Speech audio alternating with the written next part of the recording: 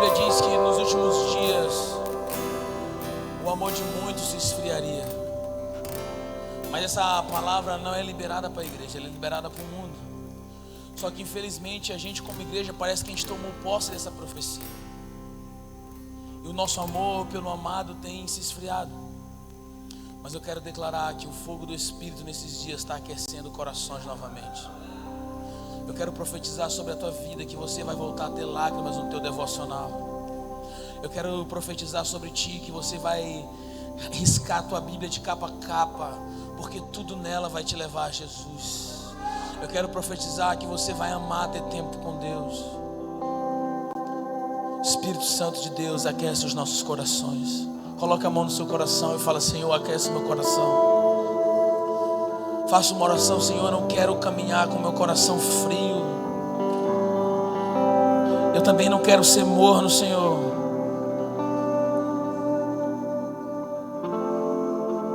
Amém, irmãos? A minha vontade é de não pregar mais, porque às vezes parece que a gente só vai atrapalhar o que o Espírito Santo está fazendo, né? Mas hoje eu não trouxe uma pregação, eu trouxe um grito. Eu posso gritar sobre você? Eu trouxe um grito para que a gente possa ecoar. Sabe, irmãos, nós precisamos entender que o Espírito Santo é uma pessoa, e uma pessoa, ela precisa de correspondência. Como nós estamos construindo pela manhã, como os outros pastores eu creio que também falaram. O Espírito Santo, ele não é uma força, ele não é um poder, ele é uma pessoa. Irmão, ninguém aguenta ficar calado. Uma vez ensinaram pra gente que oração é falar com Deus, mas não é verdade, irmão. Oração não é falar com Deus, oração é ter relacionamento com Deus. Porque uma coisa ruim é um relacionamento que só uma pessoa fala. Você concorda comigo? Sabe, quando você não tem intimidade com alguém, é terrível ficar calado. Eu não sei se você já pegou carona com alguém que você não tem muita intimidade. É a pior coisa do mundo. Da minha casa para a igreja é longe, né? A gente roda mais de 50 quilômetros. E quando a gente vai, quando eu vou com a minha esposa, quando eu vou com meu irmão, tem horas que a gente fica calado e não tá nem aí, tá tudo bem.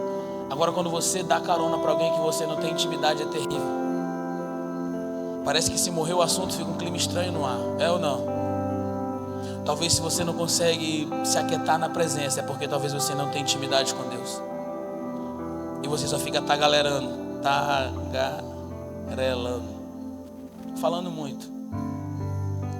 Sabe, eu creio que nesses dias Deus está querendo levantar amigos para que Ele possa impartir o coração dele com a gente. Nesses dias o Espírito Santo está querendo levantar amigos que não vão pedir um carro, que não vão pedir um ministério, mas que vão falar: Senhor, o que o Senhor quer fazer na terra? Eu estou disponível a emprestar os meus ombros. Amém? Um pastor um dia uma vez falou que ministério é como aquele jumentinho. As pessoas estendem os ramos, Cristo está em cima e ele só está levando Cristo. Sabe, irmão, chegou a hora da gente parar de pedir e falar: Senhor, conta comigo. Esse é o chamado de Isaías.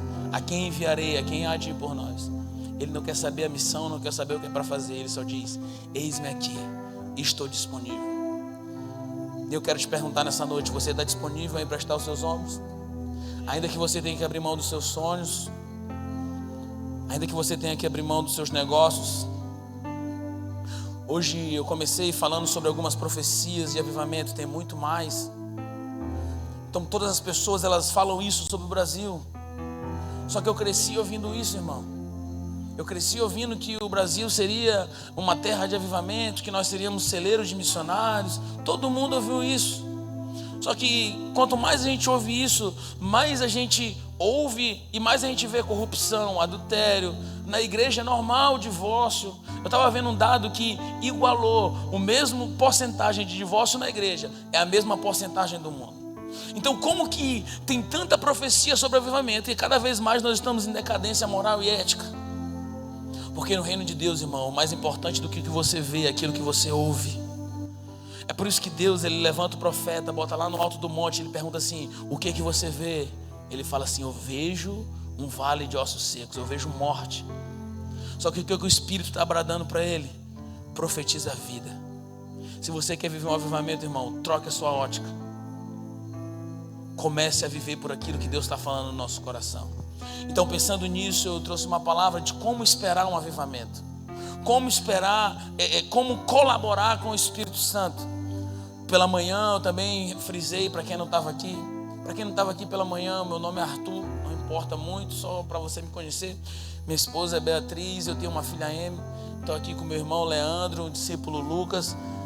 E a gente tem uma igreja na Raposa. Então, o que nós precisamos entender nesses dias? É que eu falei pela manhã que existe um texto que a Bíblia fala assim: o Espírito Santo nos ajuda em nossas fraquezas. Para você que não estava aqui de manhã. Só que ajudar, irmão, não é falar assim: Espírito Santo, tira isso aqui. Não. É você pegar de um lado e ele pegar de outro. Então, o Espírito Santo, ele nos convida para ser cooperadores daquilo que ele está fazendo. Então, o seu chamado, irmão, é para cooperar com o que Deus está fazendo na terra. Só que existe uma postura para quem quer esperar um avivamento. A gente não pode esperar desleixado. A gente está esperando pela volta de Cristo, mas entenda, antes que Jesus volte, tem que ter um grande último avivamento na terra. Alguns profetas dizem, de uma colheita de 1 bilhão de almas. Joel 2 profetizou isso, em Atos 2, Pedro, ele ratifica isso. Eu creio com toda a minha vida que vai haver um grande mover antes da volta de Cristo. Só que como a gente pode esperar isso? Qual é a nossa postura? Porque se você for olhar para as parábolas das 10 virgens, ali está falando da igreja, 10 virgens tinham pureza, mas não tinha, o que faltava para 5 era óleo, o que faltava para 5 era a presença do Espírito Santo. Sabe, quando a gente olha para as Escrituras, a gente vai lá e vê assim, Deus falando: em meu nome expulsaram demônios, em meu nome fizeram isso, fizeram aquilo. A denúncia ali, irmão, não é para o serviço. A denúncia ali é que ele fala assim: afasta-te de mim porque eu não vos conheço. O problema é que tem muita gente trabalhando para Deus, sem o próprio Deus. Tem muita gente fazendo trabalho para Deus sem conhecer a Deus. Então existe uma postura para esperar. Existe uma maneira certa de cooperar com o Espírito Santo para um avivamento. Existe uma maneira correta. E eu quero que você abra sua Bíblia comigo em Marcos capítulo 9, versículo 16 ao 29.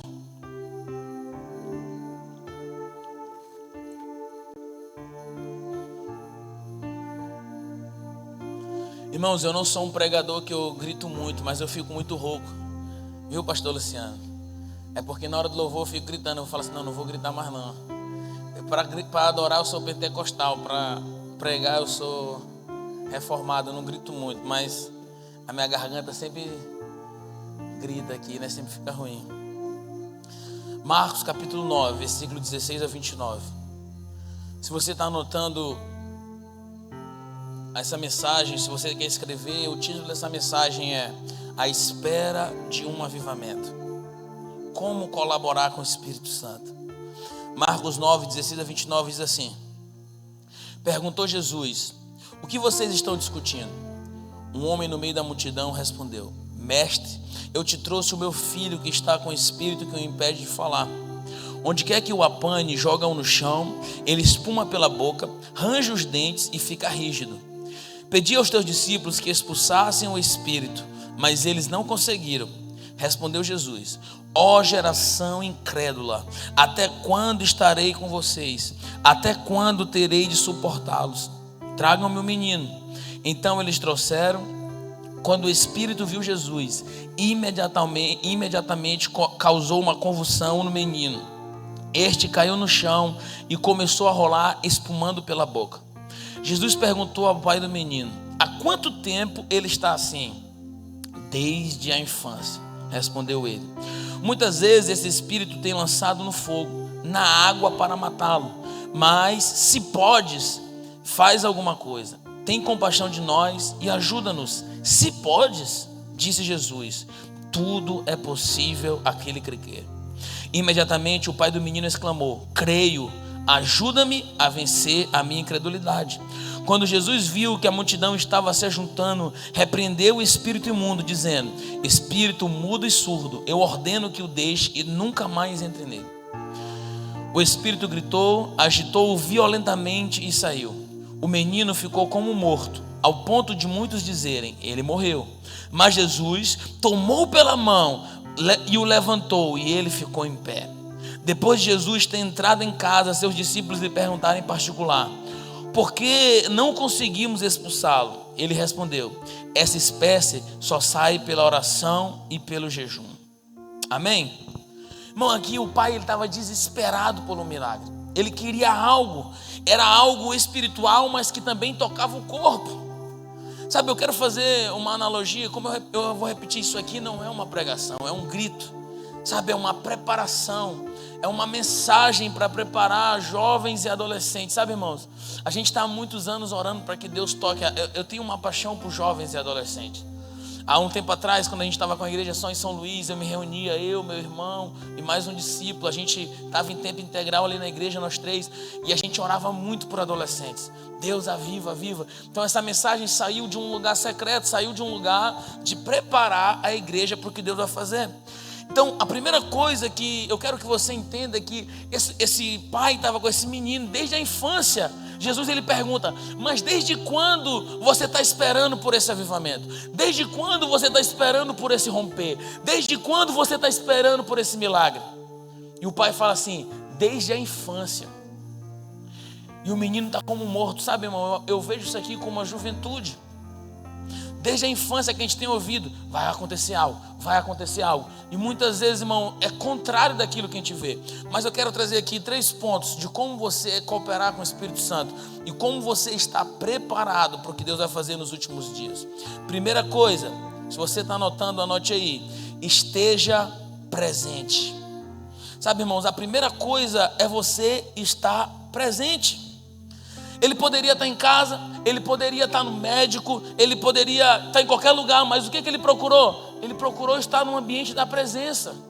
Sabe, uma das coisas que nós precisamos ter para cooperar com o avivamento, para participar de um avivamento, é sair da zona de conforto e entrar na presença de Jesus.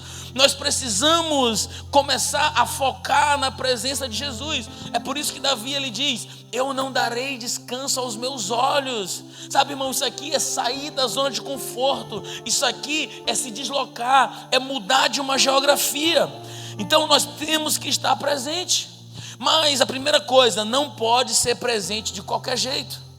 Sabe, eu vi outro dia um pastor falando algo interessante. São 2 horas de culto. Aqui no Ágil são 2 cultos só por mês. Você não pode vir presente, você não pode estar presente de qualquer jeito, irmão. Você não pode estar presente pensando em outra coisa, no celular. Não. Sabe, nós precisamos voltar à expectativa de que Deus virá. É como a mulher naquele fluxo de sangue. Tinha uma multidão apertando Jesus. Tinha uma multidão colocando ali a esperança em Jesus. Todo mundo estava presente, mas aquela mulher estava presente de um jeito diferente. No meio da multidão, Jesus pergunta: quem me tocou? No meio da multidão, Jesus fala assim: opa, de mim saiu o poder. Eu quero te perguntar: quantos estão vindo para o culto para tocar Jesus? Não, eu não estou falando para você vir para o culto para adorar uma canção, porque muitas vezes nós não conseguimos adorar Jesus. Nós adoramos uma canção, nós adoramos um cantor, nós adoramos um pregador, nós queremos estar em um culto onde tem hype. Quando vê um cara mais famosinho, a gente cola. Eu não estou falando para você estar presente para levantar sua mão, contar a música mais tocada. O ministério fulano de tal lançou a música, essa música eu conheço, eu vou adorar. Não, eu estou falando para você estar presente como uma mulher do fluxo de sangue. Não importa o que está acontecendo ao meu redor, não importa se tem luz, se tem fumaça, se está quente, se está frio. Eu tenho um objetivo nesse culto: tocar Jesus. Nós precisamos ser como essa mulher, irmãos. Você não pode faltar, irmão. Sabe, cada célula que você vai é uma oportunidade de você tocar no manto de Jesus. Você precisa entender, irmão, que quando nós nos reunimos, é o corpo de Jesus se reunindo e há poder na reunião. Nós somos a igreja do Senhor. Então quando você vai numa célula, quando você vai no GC, quando você vai no Ágios, quando você vai no sei aonde, irmão, esteja presente. Tem um grande homem de Deus na nação que ele me discipulou durante um tempo. Ele tinha uma frase muito legal. Ele falava assim: existe poder só em você estar presente. Tem uma hora, irmão, que você não precisa falar nada. Tem uma hora que você não precisa explicar muita coisa. Tem uma hora que você não precisa nem chorar. Tem uma hora que só de você estar presente, você vai ver a glória de Deus se abrindo. Isaías, ele entra no templo, quando ele se faz presente, a glória é desnudada para ele. Então, irmão, esteja presente da maneira correta. esteja presente fisicamente. Salmo 63 diz assim: assim eu bendirei enquanto viver, em teu nome levantarei as minhas mãos. Sabe, irmãos, nós precisamos vir para o culto para adorar o Senhor de verdade. Sabe uma coisa que me chama a atenção? Como era o culto na antiga aliança? Você se lembra como era que o sacerdote prestava um culto ao Senhor? Ele pegava um animal, ele preparava as coisas, cortava, retirava o que era para retirar, comia a parte que era dele, retirava a parte do Senhor e fazia o quê? Queimava. Sabe como deveria ser os cultos hoje em dia, irmão? Deveria ser a gente vindo para cá e se incendiar, se jogar aqui debaixo do Senhor, vir queimando ao Senhor. O problema é que a gente vem de casa frio e a gente coloca toda a responsabilidade no time de adoração e no pregador para incendiar a gente. Entenda uma coisa, a responsabilidade de Deus é te aquecer, mas é tua responsabilidade permanecer com fogo aceso. Levítico 6,13 vai dizer: e o fogo arderá continuamente no altar e não se apagará. A responsabilidade é do sacerdote de manter o fogo aceso. E como tem gente que não tem fogo aceso no secreto, ele quer inventar na hora do culto. Entenda que fogo estranho, irmão, não é um demônio fazendo muitas coisas. Fogo estranho é quando você perdeu o fogo de Deus e você quer levantar na força do seu braço. O seu chamado, irmão, não é para acender fogo, é para manter o que Deus está acendendo nesses dias. Deus está te tocando nesses dias. Deus está te tocando em cada GC. Deus está te tocando em cada culto. Você está sendo impactado com a mensagem do Evangelho. E o que você tem que fazer com isso? Você é responsável por manter essa chama acesa. A Bíblia diz que diante do Senhor eu levantarei os meus braços. Tem gente que fala assim: ah não, mas eu gosto da vibe. Irmão, não é assim. Lá na igreja tem um rapaz que eu gosto muito dele. E ele adora assim, né, com a mão no bolso, muito quietinho. E eu perguntei assim: cara, mas por que tu não levanta a tua mão mesmo? Por que não te derrama? Ele disse: não, é porque eu gosto mais da vibe assim quietinha. Eu não gosto muito de levantar minhas mãos, me expor. Mas no dia 23 de novembro de 2019, mais ou menos umas 5 horas da tarde, quando a Arrascaeta dá aquele carrinho, leva a bola para frente, toca para Bruno Henrique, corta para o meio, devolve para a Arrascaeta, ele devolve para a área, Gabigol empurra para o gol. Você acha que esse menino, ele estava com a mão no bolso, ou ele estava gritando? Aos 48 do segundo tempo, quando o Diego Ribas pega a bola no meio campo, arma para frente, dá um chute para frente, o zagueiro do River Plate pinola, cabeceia errado, a bola pinga na frente de Gabigol e ele guarda o segundo gol. Você acha que esse menino estava gritando ou estava com a mão no bolso?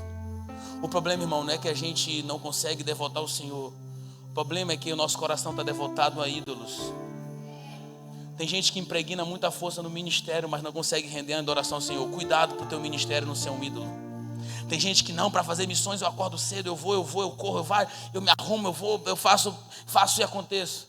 Mas para ir para o secreto não consegue. Talvez, irmão, o teu ídolo é a missão. Talvez o teu ídolo é o teu trabalho.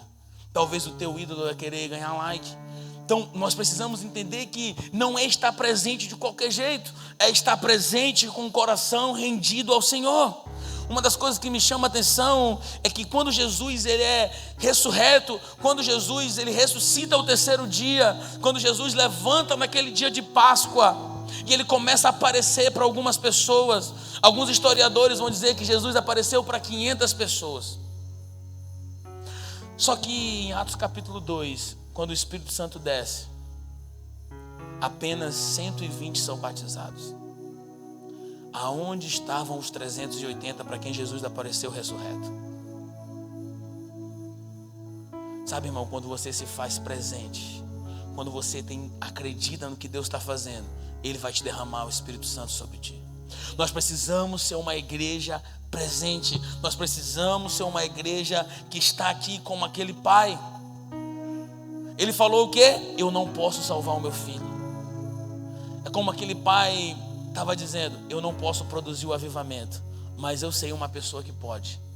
E é diante dele que eu quero aparecer. Essa é a responsabilidade dos líderes. Amém? Segunda coisa, para você cooperar com o Espírito Santo. Segunda coisa para você esperar um avivamento da maneira correta é: tenha expectativas. Irmão, isso aqui é algo fantástico. Toda vez que Jesus ia curar alguém, ele perguntava o quê? O que queres que eu te faça? Jesus, ele sempre perguntava a expectativa. O que você quer que eu te faça? Em João capítulo 5, a Bíblia vai relatar uma história que Jesus, ele chega lá no tanque de Betesda. E a Bíblia diz que tinha um homem que tinha 38 anos que ele estava ali coxo. 38 anos ele estava com a perna ali machucada. E quando Jesus chega diante dele, Jesus faz uma pergunta: você quer ser curado? Ou seja, Jesus perguntou: você tem expectativa ainda de ser curado? Você tem expectativa ainda de ter um romper? É como se Jesus chegasse aqui diante da igreja brasileira e perguntasse assim: você tem expectativa de ter um grande avivamento?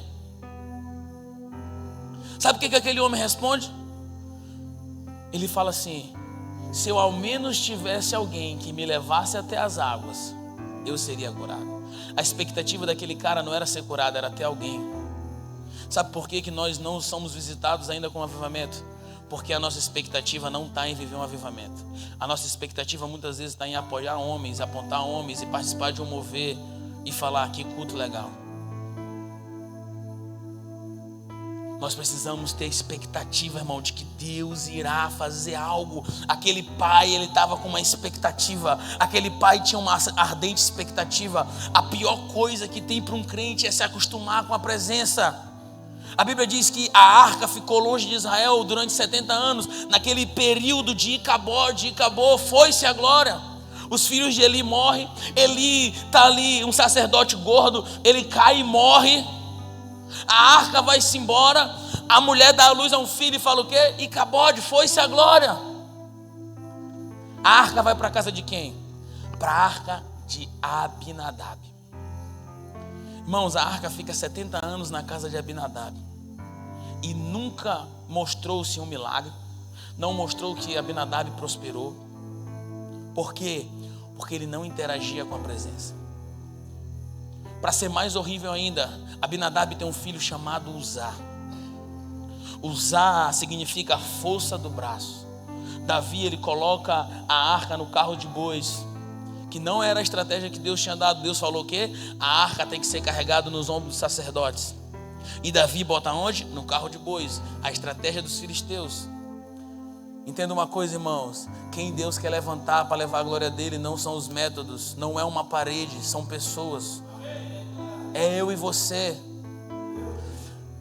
Os líderes, nós pastores, estamos sempre atrás de métodos, como fazer a igreja funcionar, e Deus está sempre na contramão. Eu quero pessoas, eu quero alguém que se coloque na brecha, eu quero que alguém que me adore em espírito e em verdade. E Uzá estava acostumado com a presença. Irmão, eu tenho uma menina lá em casa, minha filha de 4 anos. Parece que faz de birra. Quando eu falo não toca na tomada, ela vai lá e toca. Eu imagino Uzá vendo a arca ali todo dia.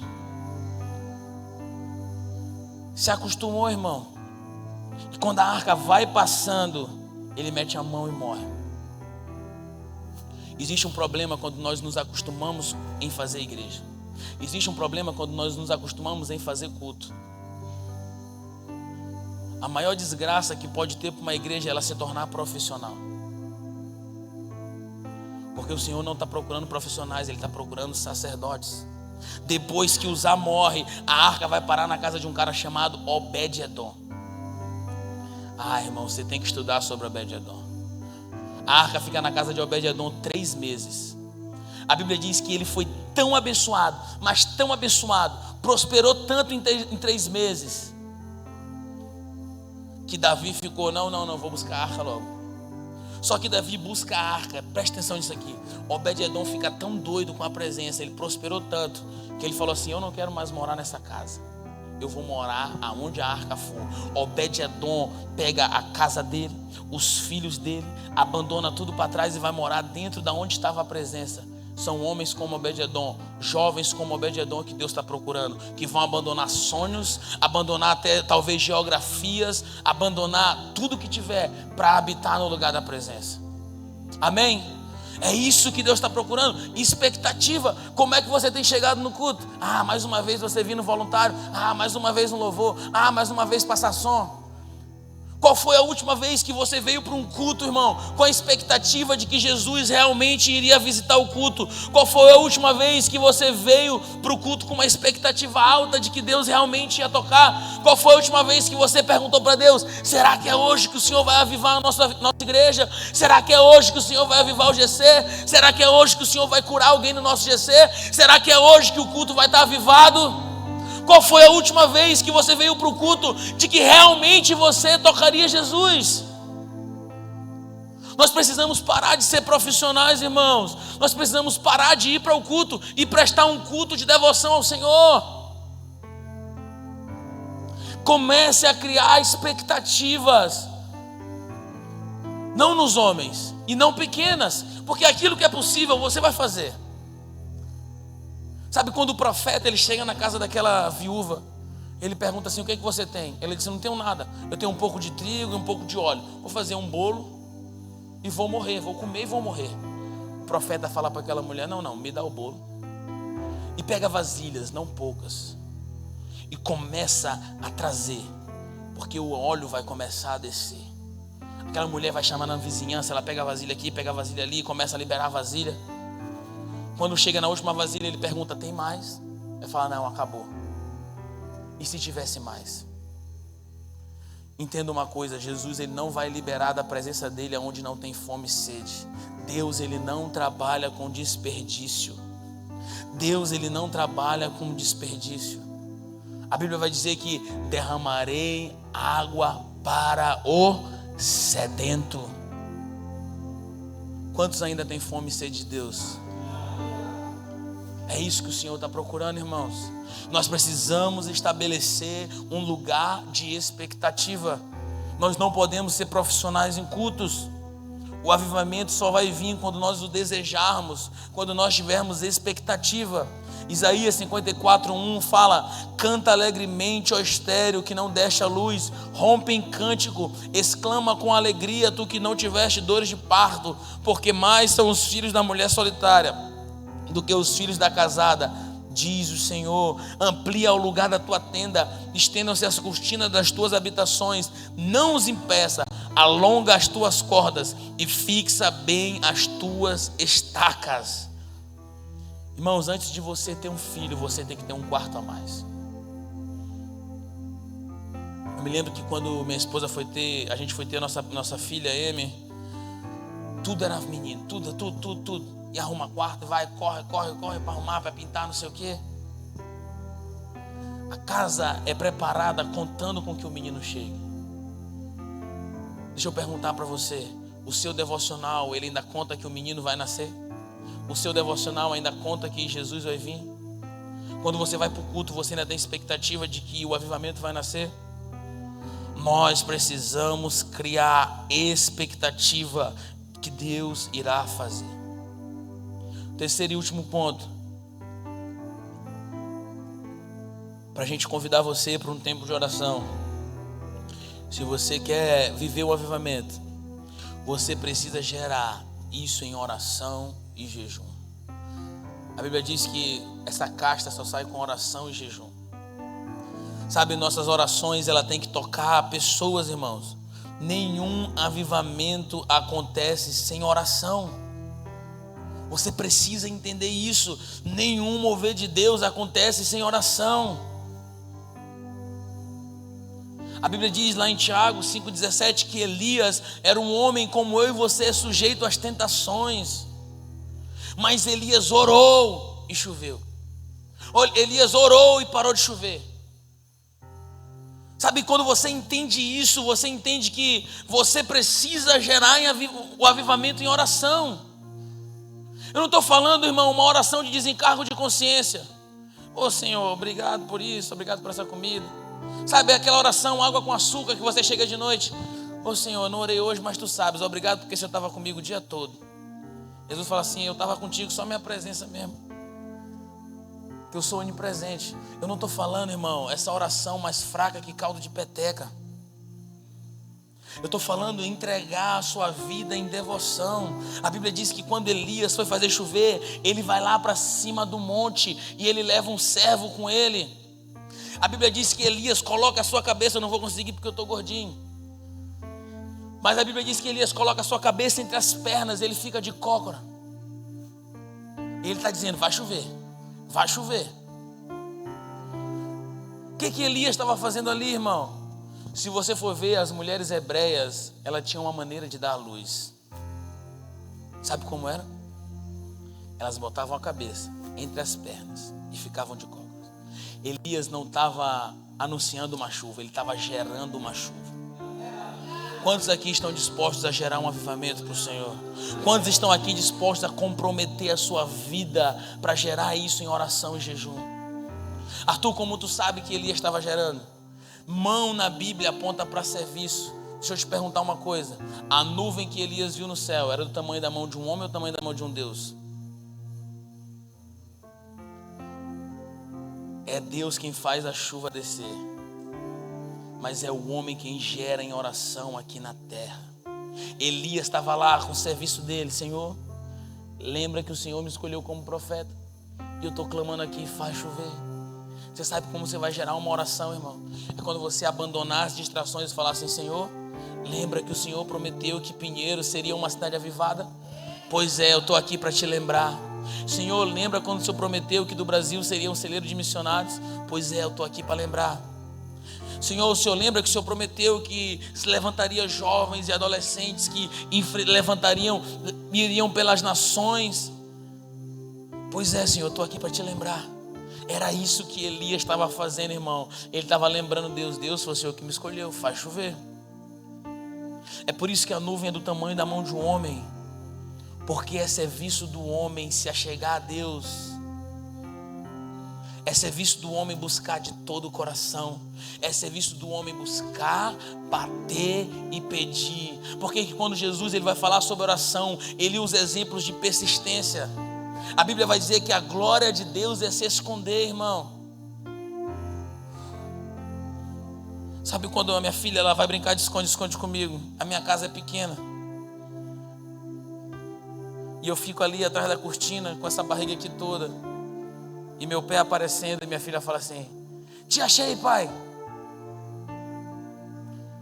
A glória de Deus, irmão, é essa. É assim que ele se esconde. Porque ele quer que você deseje o encontrar.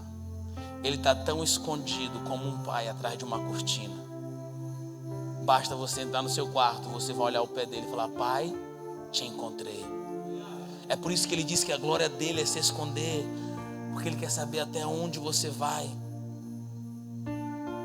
Nós precisamos começar a viver uma vida de extrema devoção. E isso é cooperar com o Espírito Santo. Quando você entra em oração, eu falei pela manhã, Apocalipse 22:15, o Espírito e a noiva dizem vem, só que o antes de Jesus descer, precisa ter o último avivamento. Então quando você começa a se juntar em oração, intercessão, você vai cumprir o que diz Apocalipse, nos últimos dias levantarei a tenda de Davi. Por que ele não vai levantar o tabernáculo de Moisés, onde foi tudo muito bem estruturado? Por que ele vai levantar a tenda de Davi? Porque na tenda de Davi, o que tinha era paixão e devoção. Então quando você se junta com os santos e você fala, Senhor, eu quero que o Senhor volte. Você está dizendo, Senhor, eu quero que o avivamento venha. Deus está precisando, irmão, Ele está contando comigo e com você.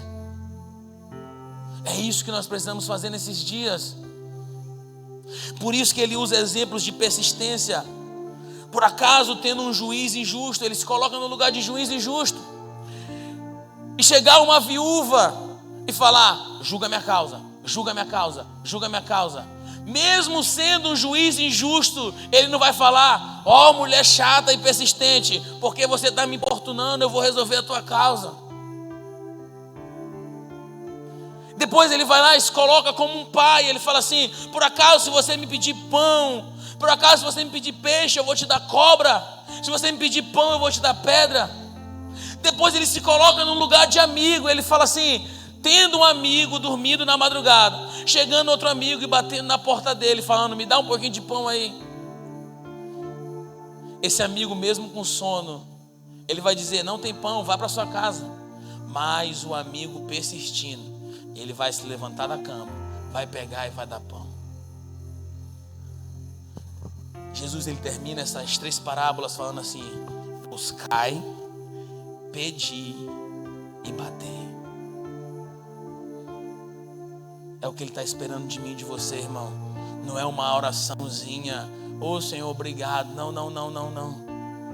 Ele está atrás de jovens e adolescentes que vão gastar a sua vida buscando, pedindo e batendo. Oh Deus, sou eu aqui de novo. Lembra que o Senhor falou que ia me usar?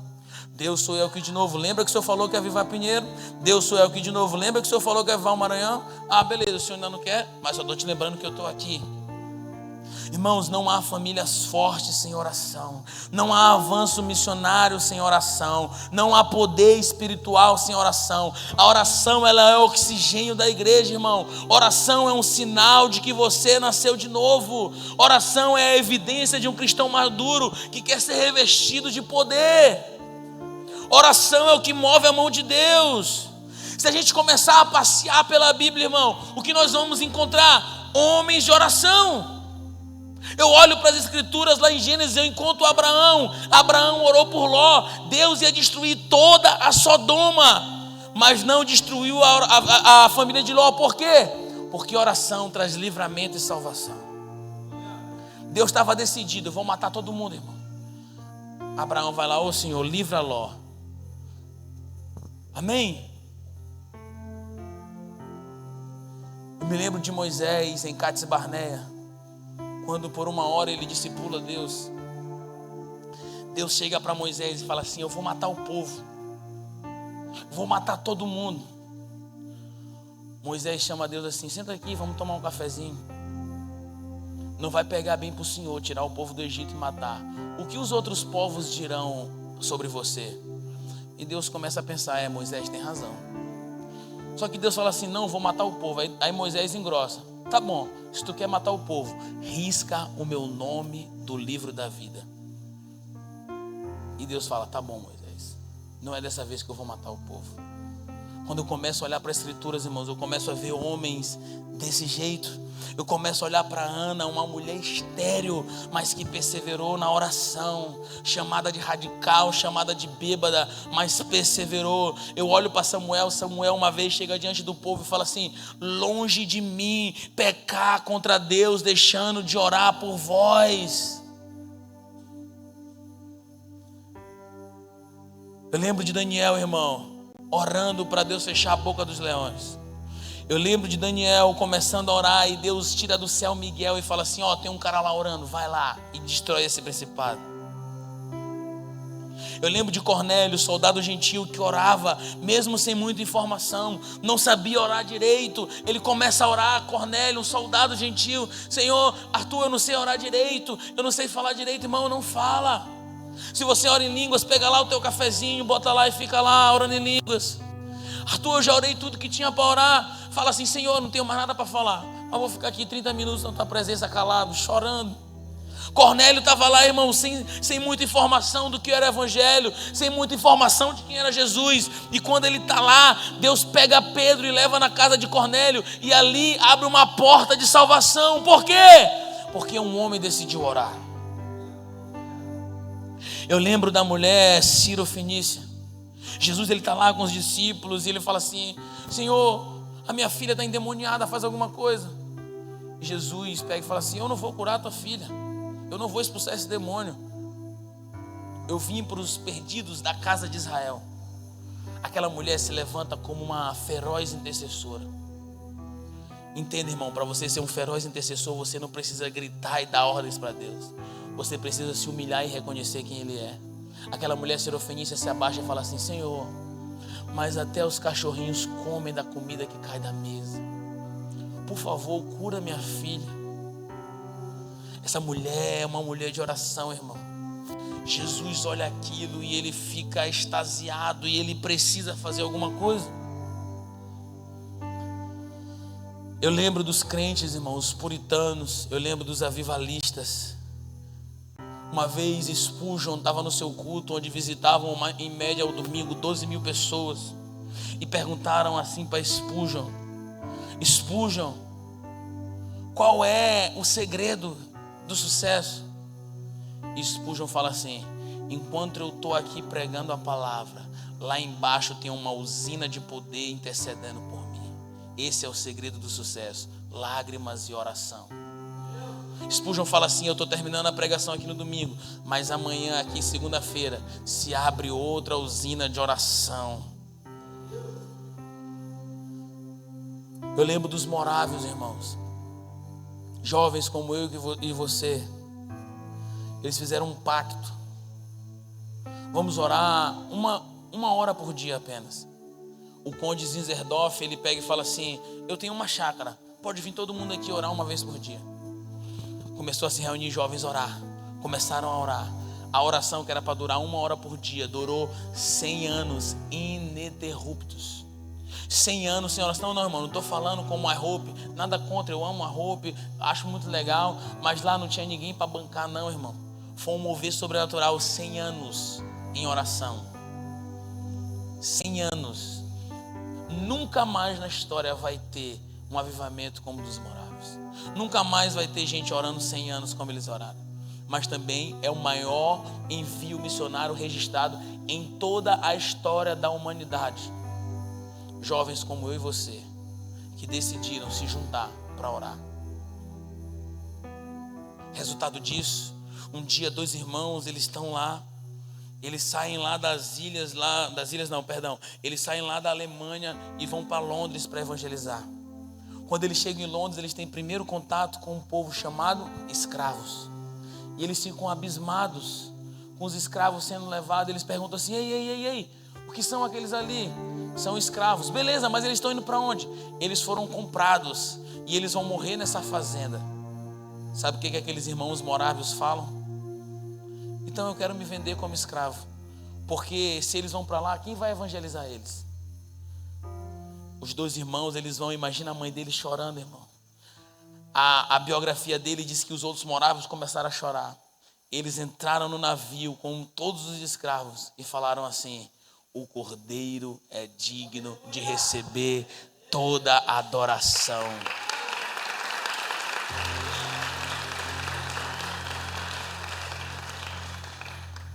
É isso que a oração faz, irmão.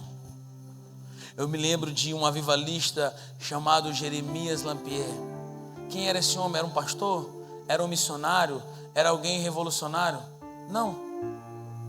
Ele era um empresário. Depois que os Estados Unidos entram em uma grande crise financeira, está todo mundo pobre, os Estados Unidos começa a ter a maior decadência de todos os tempos financeira. Jeremias Lampier, um cristão empresário, sabe o que ele faz? Ele vai até um dono de hotel e fala assim: amigo, eu posso orar todo dia aqui na hora do almoço para que Deus venha mudar a história do nosso país? O dono do hotel olha e fala assim: meu irmão, não está se hospedando ninguém, está todo mundo pobre aqui nos Estados Unidos, bora orar. Primeira reunião dá mais ou menos uns 10 homens. Segunda reunião dá mais ou menos uns 100 homens. Na terceira semana tinha mais de 1000 empresários. Não estou falando pastor, não estou falando evangelistas. Mais de 1000 empresários orando. Resultado disso, os Estados Unidos voltou a ter dinheiro e virou de novo a maior potência mundial. Por quê? Porque um homem decidiu se jogar no lugar de oração.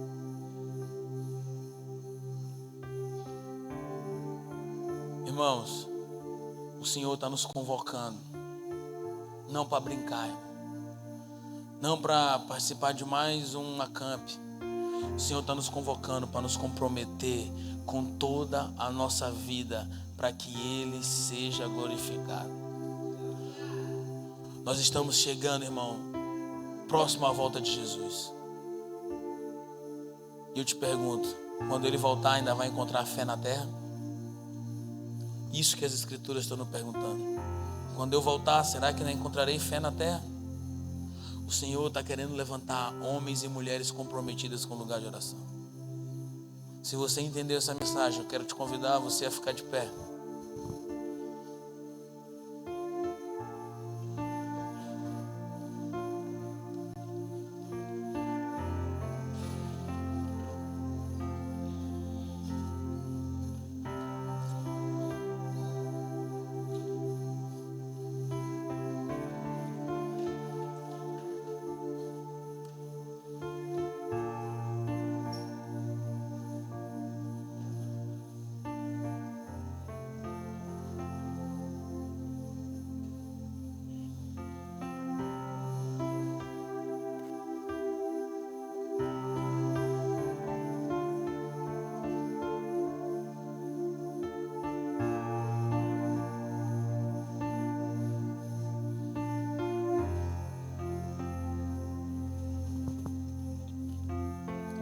O Senhor sempre instigou jovens para uma vida de oração, irmãos. O Senhor sempre procurou. Se você for estudar os avivamentos, 98% dos avivamentos começaram com jovens que começaram a se reunir para buscar a face do Senhor. Os olhos do Senhor estão passando sobre o Pinheiro e Ele pergunta: aonde estão os jovens que vão se comprometer com a vida de oração? Aonde estão os adolescentes que vão dar sua vida para o lugar de oração? Amém, irmãos? Eu não quero gritar, eu não quero te manipular, eu não quero fazer um apelo. Não. Essa é uma decisão que só você pode tomar. Esse é um comprometimento que você tem que ter. Sabe, o Senhor está procurando jovens como Elias. Elias aparece em 1 Reis capítulo 18, já colocando o dedo na cara de Acabe. Quem era esse jovem impetuoso que apareceu do nada botando o dedo na cara do rei? Alguém que estava escondido no secreto. Você quer ter autoridade, irmão? Não é se formando nas melhores faculdades que você vai ter. É quando você se jogar aos pés de Jesus no lugar secreto. Ele vai te dar autoridade para tocar cidades e nações.